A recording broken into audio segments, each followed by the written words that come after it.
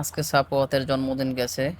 তার বাবা এবং মা কি সুন্দর দুজনে ধইরা কেক কাটতেছে। ওইদারে তো ছেলে খাইতে আছে, পুরা বাপের খাওয়া খায়। দাদাও আজকে আস্তে খা, একটু আস্তে খা বাবা, একটু আস্তে খা, আস্তে খা, বেশি খাইস না। আর মায়ের আর বাহে আবার কেক কাটা লইয়া ব্যস্ত আছে। ওইদারে সাজু কইতে আছে যে না, সবাই না আইলে আবার কেক কাটতে কেমন দেখায়।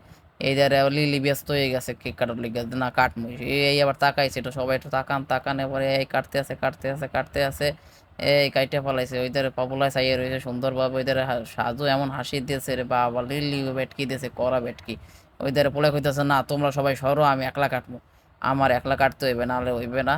আমার একলা কাটতে দিতে হইবে। এইধারে দে, কাট কাট, হ্যাঁ দেও দেও, কাটো কাটো কাটো সুন্দরভাবে। এই তো ওইধারে লিলি আবার সুন্দরভাবে সাদা পুজো করতে আছে।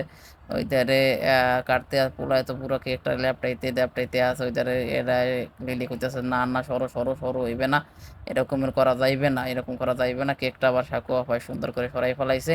পোলায় আবার ডাইনা দিয়ে বাবা দিয়ে সুন্দর মতো খাইতে আছে, কোনো ব্যাপার না।